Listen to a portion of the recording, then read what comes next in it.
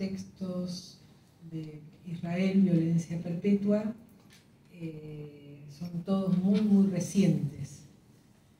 Y hablan tratan de entender lo muy reciente, pensando en la historia de Israel, pero sigue siendo mucho más reciente que lo que acabamos de hablar. Bueno, mi nombre es Diana Milstein, soy antropóloga, no trabajo en el tema, sino que siempre me interesó la temática, desde la militancia, desde mi posición de izquierda revolucionaria, desde muy joven, porque tengo una familia judía que, vos sabés, que no estaba en ninguno de esos cuatro, no eran alemanes, eran ucranianos.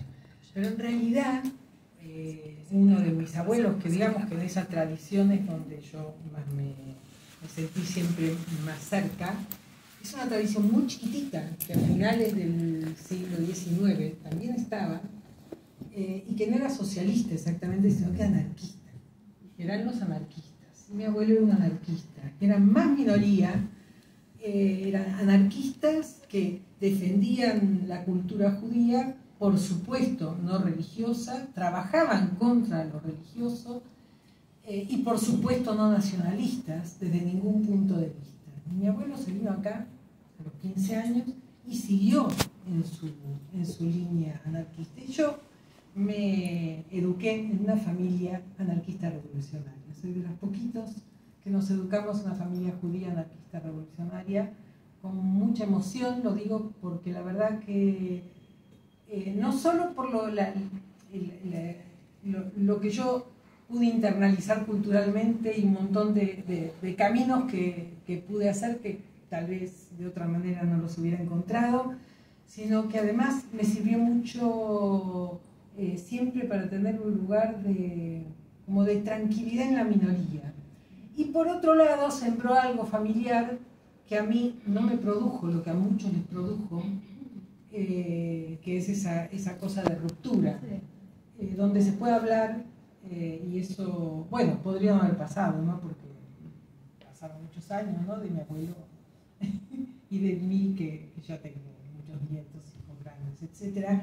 Pero bueno, esto no lo viví, eso no quiere decir que uno no lo viva al lado de otros, que uno no se sensibilice y sobre todo que duele un montón. Entonces lo primero que quiero decir de Violencia Perpetua es que duele leerlo. Más todavía si uno intenta leerlo en voz alta. No sé por qué, pero si uno intenta leerlo en voz alta, que se puede porque es cortito, entonces da el tiempo, digamos, lo puedo hacer rápido, duele leerlo.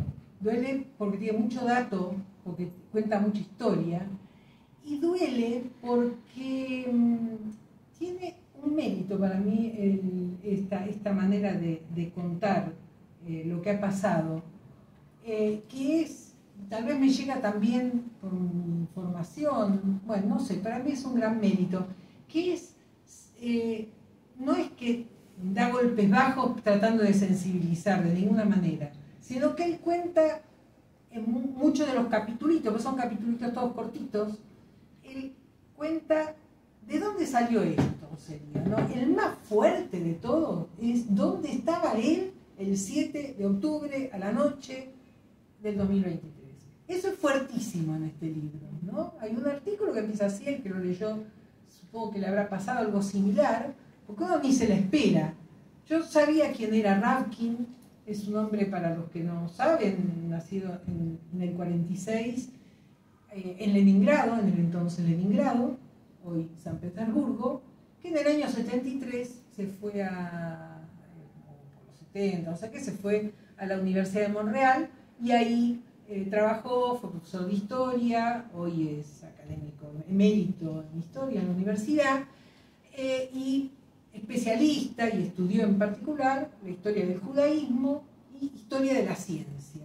O sea que a muchos les puede llamar la atención, a mí no me llamó la atención que juntara las dos, y que además juntó las dos y que fue a estudiar en particular mucho a Israel y a otras universidades del mundo. Se fue a estudiar con, sobre todo, la tradición rabínica hasídica la Torá, fue a estudiar el Antiguo Testamento, digamos, se fue a estudiar la Torá y las distintas interpretaciones, etc. Ahora voy a volver sobre eso.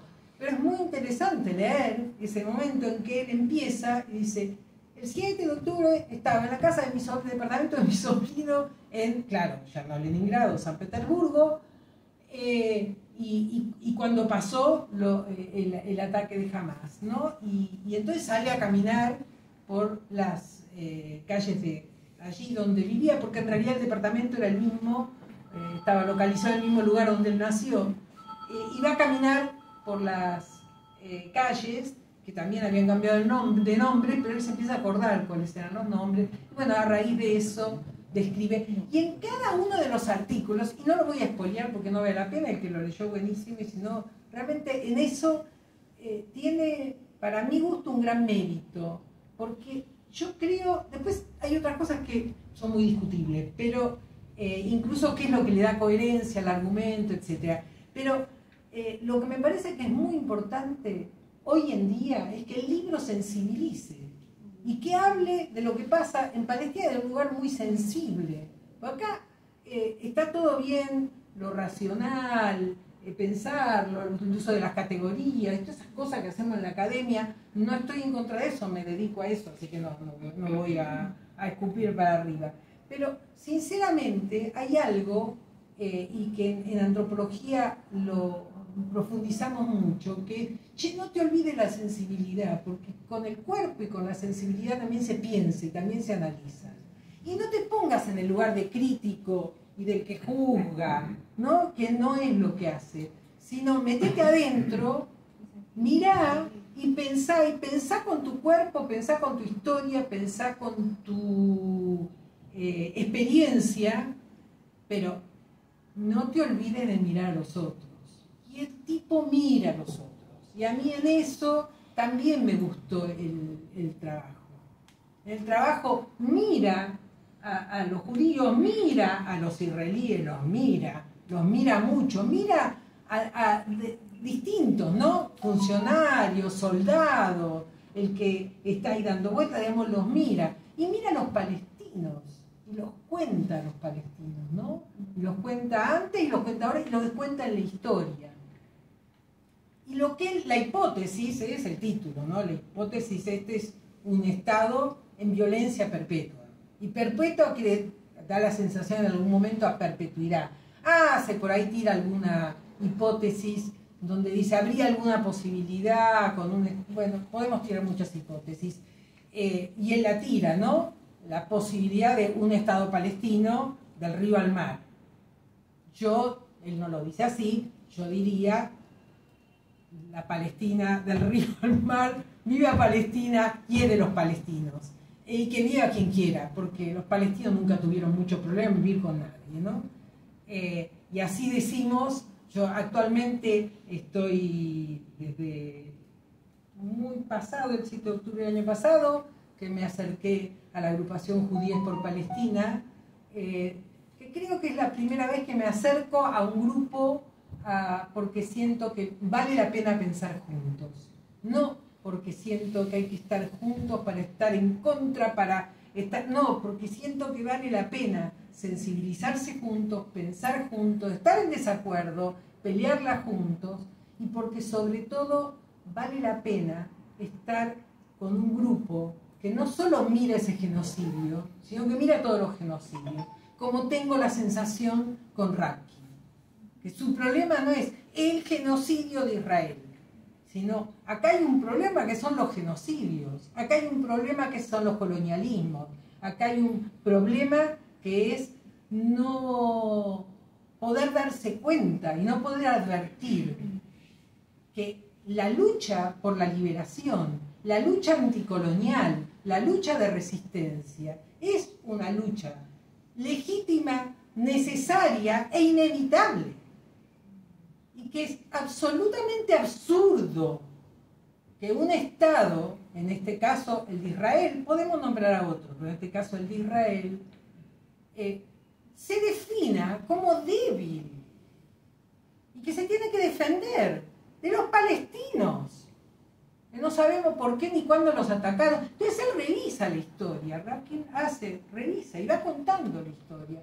Y cuando cuenta la historia, ahí sí yo no diría que está la originalidad, porque si uno hoy anda por las redes, anda por los distintos textos que se escriben, incluso revisa la bibliografía que es muy buena, de referencia que pone él, no está ahí la originalidad en que, uy, te tiré un dato, puede haber alguna cosa que asocia, pero no es ahí, sino en cómo esto se cuenta, en la manera en que esto se cuenta. Y entonces, me parece que utilizan su experiencia de una manera muy rica. Ahora bien, ¿dónde estaría la debilidad? Porque siempre que un libro es muy bueno tiene que tener alguna debilidad y algo para discutirle, si no, no es muy bueno. ¿No? Porque si no lo acepta todo, entonces el libro no tiene mucha gracia. Entonces tiene gracia cuando hace algún ruido y cuando a uno le hace ruido. Entonces yo les conté un poco desde dónde lo leo, porque de ahí es mi ruido, ¿no?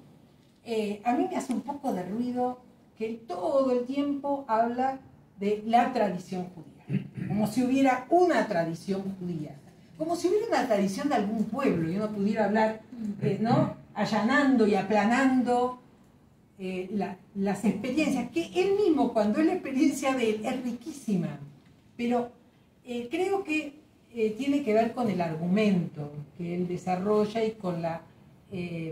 porque es muy coherente y es muy consistente, está muy muy bien escrito, y tiene que ver con dónde él quiere plantarse y qué quiere mostrar con fuerza del Estado de Israel.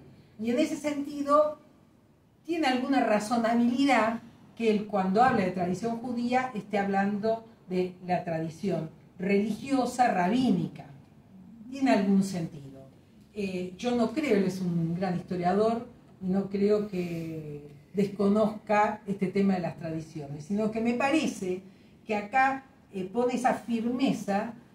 ¿Por qué? Porque él lo que quiere mostrar es cómo una de las cosas que quiere mostrar es una singularidad del sionismo como nacional judaísmo. Una particularidad del sionismo y del Estado de Israel sionista como el último experimento del colonialismo europeo, de un tipo de colonialismo por asentamiento, pero que tiene algunas particularidades.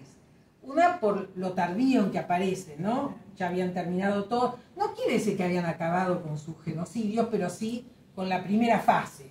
Digo, no acabaron porque tenemos por acá nuestras comunidades aborígenes. Si quieren vamos a ver, y van a ver que muchas de las cosas resuena Palestina.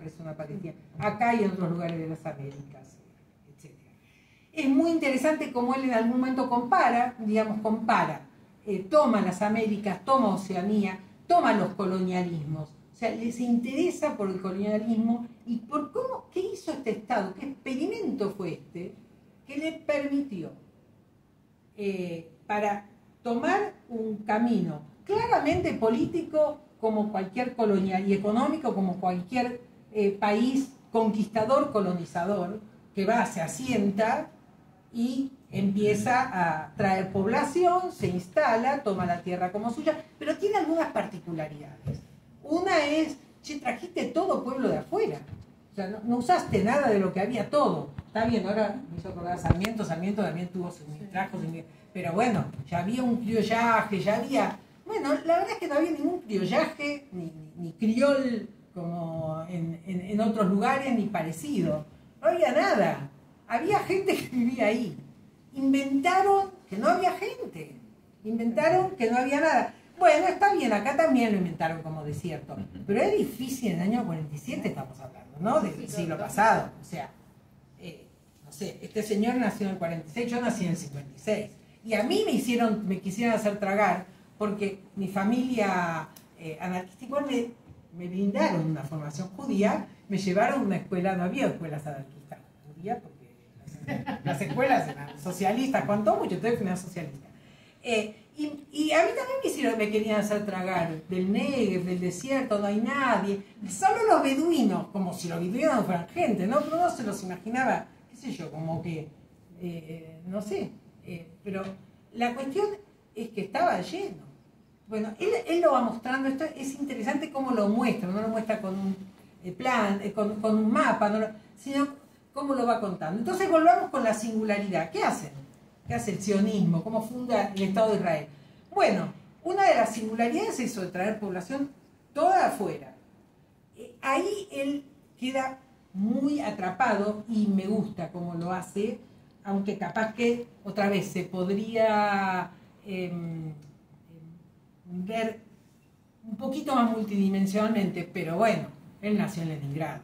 Entonces dice, che, a los que se llevaron fueron los rusos del este, vamos a ser sinceros, son los judíos rusos del este, de esa zona, y se los llevaron para allá, los instalaron ahí, y resulta, eso puede ser muy discutible, es donde él se instala, y por eso digo, hay que tomarlo como muy desde la experiencia, porque él nace en el 46 en Leningrado, y él conoce la gente ahí, y sabe, tiene muy cerca la invasión nazi a la zona, muy cerca, la tiene ahí, nació, bueno, con la ceniza de eso.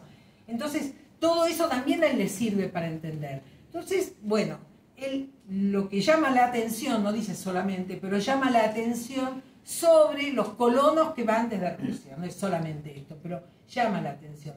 Y lo que sí creo que no le está errando era una población que venía en lo fundamental de afuera, los que estaban ahí, judíos ashkenazí eran muy poquitos, y que fueron rápidamente los que tomaron la manija del sionismo. Ahora, esa era una. La otra es, todo Estado impone una lengua nacional, ¿no? La lengua es un arma, como las Fuerzas Armadas.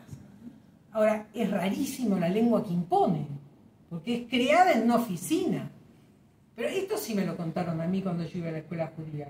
Porque yo primero estudié Yiddish, porque es una escuela socialista, entonces estudié Yiddish mucho tiempo, desde muy chiquita, en mi segunda. Escuela Sholem Aleichem. Entonces primero estudié Yiddish, y después, en esa época que yo iba a la escuela, yo soy del 56, recién cuando uno estaba en cuarto grado, que ahora sería quinto, se estudiaba hebreo, entraba como otra.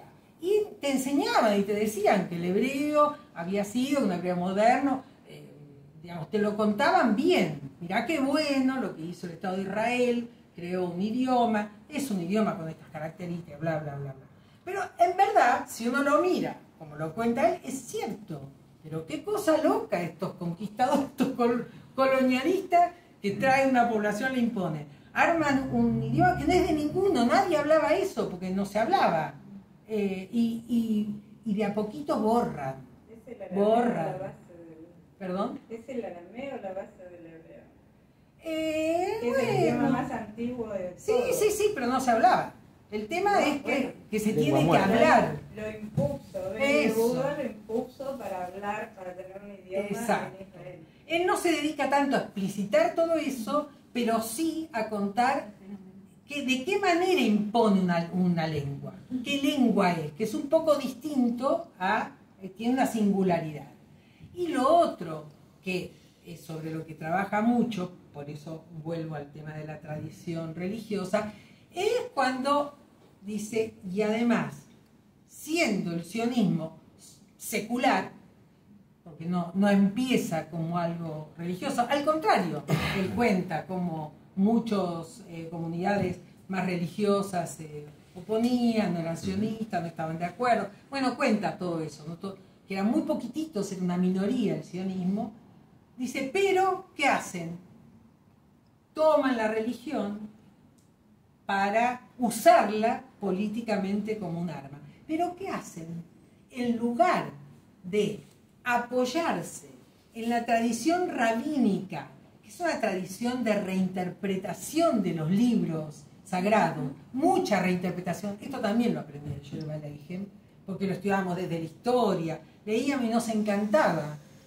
A mí me gustaba muchísimo leer los libros y porque además, como no se leían religiosamente y se leían desde distintas interpretaciones, yo entendía un montón de cosas.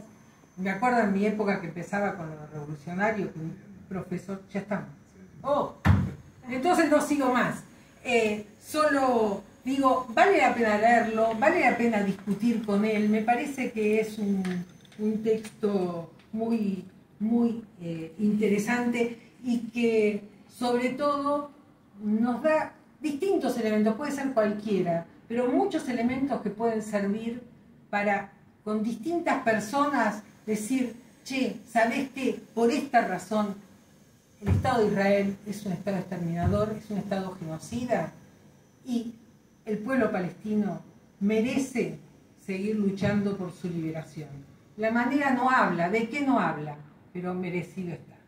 Así que agradezco haberlo leído.